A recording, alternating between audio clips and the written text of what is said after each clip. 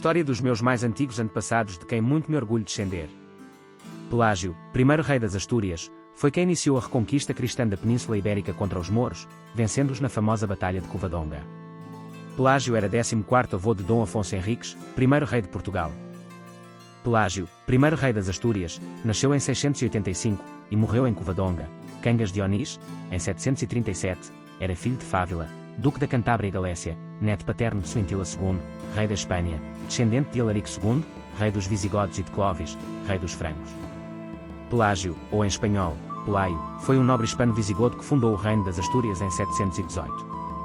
Pelágio é acreditado por iniciar a reconquista cristã da Península Ibérica contra os mouros e estabelecer a monarquia asturiana, tornando-o antepassado de todas as futuras monarquias ibéricas, incluindo os reis de Castela, os reis de Leão e os reis de Portugal. Biografia. Pelágio era um nobre visigodo, filho de Fáfila. A crónica albeldense diz que este Fáfila era um duque da Cantábria e Galécia, que foi morto pelo rei Vitiza. Fávila era descendente, por via paterna, de Alarico II, rei dos Visigodos e de Clovis, rei dos Francos.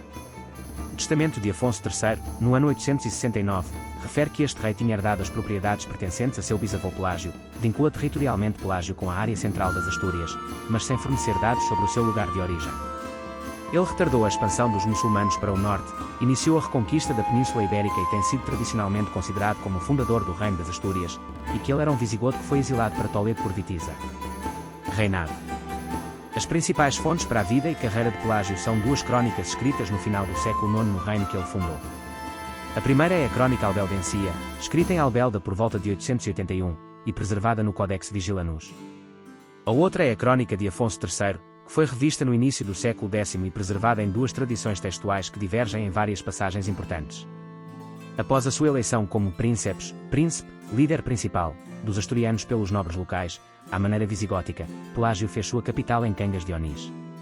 A Crónica Rutensis diz sobre esta eleição o seguinte: E ele, Pelágio, indo para suas terras montanhosas, reuniu todos aqueles que estavam a caminho do concelho e subiu uma grande montanha chamada Aceua.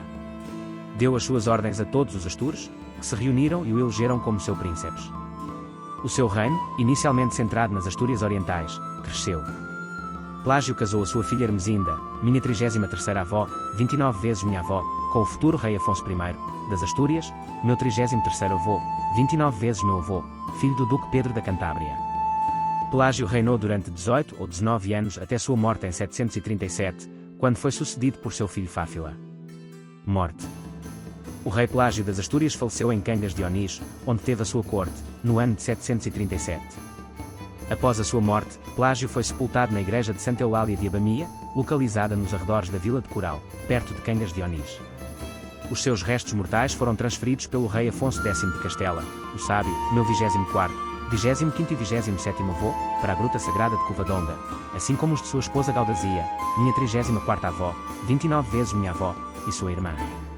Além de seu filho e sucessor Fafila, teve uma filha, Hermesinda, rainha das Astúrias, minha 33ª avó, 29 vezes minha avó, que se tornaria progenitora, com seu marido, o rei Afonso I das Astúrias, meu 33º avô, 29 vezes meu avô, da posterior realeza das Astúrias.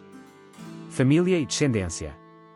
Do casamento do rei Pelágio das Astúrias com sua mulher, Gaudazia, minha 34ª avó, 29 vezes minha avó, nasceram. Fávila, segundo rei das Astúrias, casou com Froiluba, rainha das Astúrias. Hermesinda das Astúrias, casou com Afonso I, rei das Astúrias, meus 33º avós, 29 vezes meus avós.